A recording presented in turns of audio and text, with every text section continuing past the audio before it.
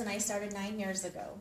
And like I told you earlier, it was just part-time, a hobby. And there was times where I had tons of customers. I loved the party. I loved the facial. But life happened, like I told you, and several years went by. I stopped coming to meetings. And Mary Kay was never out of my life, but I needed more. I needed more money. I needed more out of life. And I needed a new car. And I didn't have the finances to do any of that. And I knew I needed to make a change. And I knew Mary Kay was always in my heart. I always had that dream. So when I made this decision, where I said at that point, I literally just had a handful of customers. I went from, tons of customers to just literally having 4. And 2 of them, one was my mom and one was my sister. So I literally just had 2 real customers. And so I made the decision at seminar. I had no team members. And I said, I'm going to make this happen. And I just made the decision. And when I made the decision, I prayed a lot. I prayed every day, every morning, every single minute I could. I prayed. So I had to support that decision I made. I had to realize what I had done all those years to not succeed. And so I knew I had to do something to protect that decision. So what I did is I had to get very honest with myself. I had to realize what I had not been willing to do. I had to realize that I had to look up. I had to look up to God for help, of course, but then I had to look at the people that were where I wanted to be. And that was my director, my adopted director, and my director that I have in Austin. And I told her that I wanted to make this decision, and I knew I had to do whatever they told me to do. It didn't matter what it was. And I had to do it right then and there. I couldn't say, okay, well, I got to go cook dinner now. I'm going to do it when I hung up with my director and did what she told me to do every single day. I had to stay connected with her. So that was one thing I had to do. I had to be honest and say that my words didn't work. I had to use their words. And then, so I made that decision.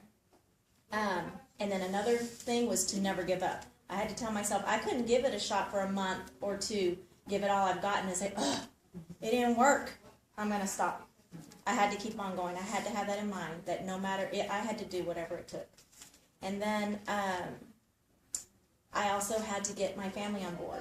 Because what would happen in the past is my girls, they're fairly young. They would say, Mom, you're going to another meeting? Oh, and then I would feel guilty and stay home. So I had to tell them, I literally got them on my bed and I told them, okay, this is what I'm going to do. I want to be a director. I will be a director by the end of the year. And I may be home for dinner. I may not. They're 10 and 12. So I bought a lot of TV dinner things. I bought a lot of simple things that they could make, lots of fruit, sandwich stuff, because I knew there was going to be times I didn't have time to cook, or I wasn't going to feel like cooking. And I held true to that. I had to give up certain things. Some things that were very dear to me, I had to give up. I teach a Sunday school every Sunday. I had to give that up. And that was a hard choice for me, but I knew that there was going to be things I needed to give up because I can't do everything. And I felt that I needed to let someone else have that blessing to help others. And so I gave that up. I knew the holidays were coming up. That Thanksgiving was Thanksgiving Day. That was it. Of course, I did my shopping. I did it all in one, hour or whatever. Thanksgiving, I cooked, and then that was it. It wasn't, Thanksgiving the whole 4 or 5 days. No, Thanksgiving was one day. Christmas Eve, I shopped a little bit and did what I could, and but that was after I made my phone calls and texts on Christmas Eve. I still work Christmas Eve.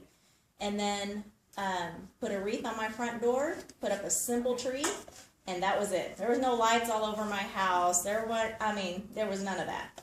And Christmas Day I rested and got back to work.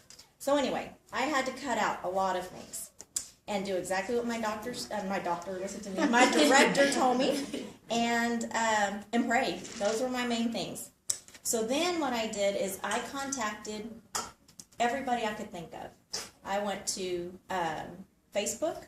I made a list of people from Facebook, and then I kind of grouped them like where they lived. like I looked if they had that location. You know, do they live in Austin? Do they live? I'm from a little town in South Texas. I made a list of people there, and then I made a list of people locally. Then I started contacting them. What I did is I sat with my director. I said, okay, I need to start making booking calls and sharing appointments. And she would tell me what to say. I'd write it down, and I would literally text it, put it in my phone, exactly word for word. Now, I would add a little bit in the beginning to make it mine. You know, like say, hello, Cynthia, how are you doing? I'm moving up in a leadership position with Mary Kay, and as a part of my training requirements, I need to share the appointment with 10 sharp women, and I chose you. And I put because, and I made it personal, because you're a very positive woman. You're a very beautiful woman. I love how you are with your children, or just different things. I love how you work with people. And I did. I was honest about that compliment. And then I put, is there any reason why you wouldn't help me with my training requirements? And is there any reason why we couldn't get together in the next 48 hours? I made it a short time frame. And I would give you a free mascara. So that's what I did to get into DIQ. Then, once I was in directorship, I have a hard time asking people for things. So I got these people to sign up, and they were active, and I realized, oh my gosh, I need to hurry up and move fast, because I don't want to ask them again to be active. You can place another order. And I was like, oh, I got to hurry up and do this. So I thought, I got to move fast. So then when I got into directorship, I submitted DIQ December 1st. I started upping that a little bit. You know, if you would help me with my training, I'll give you $50 a product. You know, just whatever, just so they could listen. I could get them in my space. And messages. You can't just call someone and leave a voicemail. It takes a while, but I would have to call. I would have to leave Facebook messages. I would also text. And it's so important to do all three, because on my last day, there was a girl that said she was going to sign up. I needed 7 people, and I still needed like $8,400 in production. And I kept, you know, we originally started with Facebook messaging, and then we started texting. So that was our main mode of communication. I knew she wanted to sign up. She was on board, and I needed her. I wanted to finish up that night, and I kept texting her, calling her, nothing. Finally, I thought, you know what, I'm going to go back and Facebook message her. So I did. She's like, oh my gosh, I'm so glad you sent me this message on Facebook. I dropped my phone in the toilet, and I hadn't been able to go get one for a few days. You know, so sometimes you have to use all three, and it takes time. It takes time, but I just did. And let's see, what else did I do? Some things that I found vital. One other thing about the contacts. Okay, so Facebook people, and I only chose people that were positive. I don't know if y'all have Facebook, but only people that I felt were positive or successful in their own business. If they posted negative things or were complaining all the time, or I didn't even bother with them, or always saying that they didn't have money, you don't want to mess with those people. And so I looked up. I looked up on who I asked. I even asked and had this person actually communicating with me, an Estee Lauder exec. You know, they did, and they were, you know, thinking of doing it, but just to help me. But I'm just telling you, I didn't look at people that probably couldn't help me. Okay, and then one thing I noticed is that I didn't think of to the very end was actually going through my contacts in my phone, because not all my contacts on my phone are people on Facebook or people that I work with. I mean, I've recruited coworkers, I've recruited family, I've recruited people on Facebook that I hadn't seen in 20 years, you know. But I contacted them, and they listened to the opportunity, and they were smart businesswomen, and they signed up. So that's what I did. And then things I found vital to finishing fast was praying for strength every day, all day long, and before I started anything I did with Mary Kay. And then another thing was important, was a blackboard or whiteboard.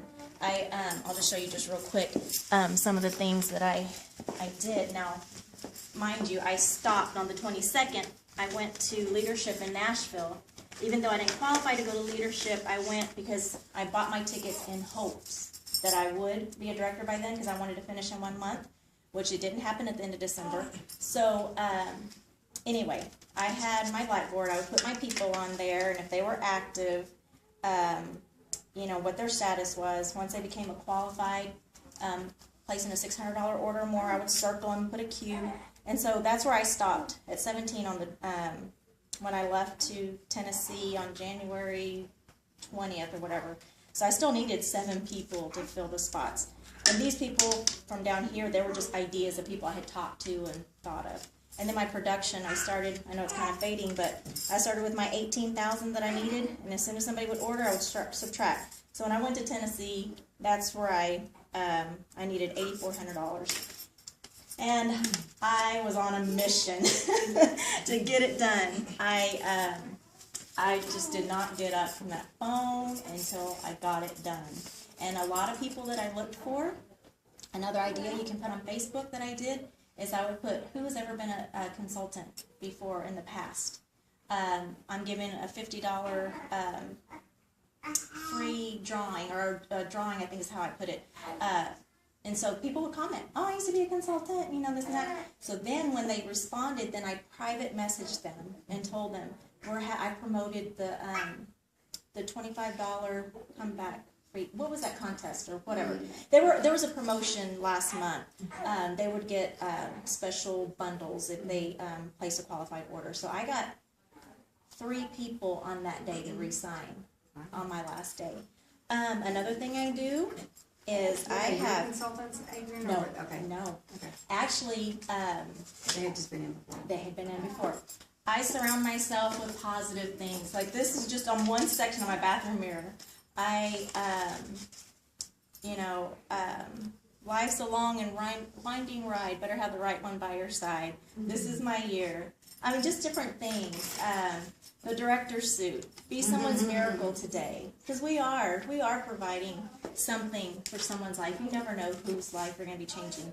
A little note from my national, something she told me on the phone. It was, you're enough, or you are equipped, you're enough. And then Cindy Williams had said, shake it off, step up, and step out. That's like that little story I think you had originally told me about the mule being buried alive and he would step up. Mm-hmm. Yeah. Okay. One at a time. And then be someone's miracle. Little notes I would make to myself in case someone had told me no. You know, I would say, okay, remind myself, okay, ask Karen. And who does she know? Because I had a feeling, you know, she might not say yes to me, but, well, who does she know? Because she's not going to say yes. Letters from the company. I mean, just every little thing. I just had these things. Oh, this is like one of my favorite things. Trust in the Lord with all your heart. It's hard for me to read it, but I read this every day. It got me through. It's just never, ever give up. That's all I can say. So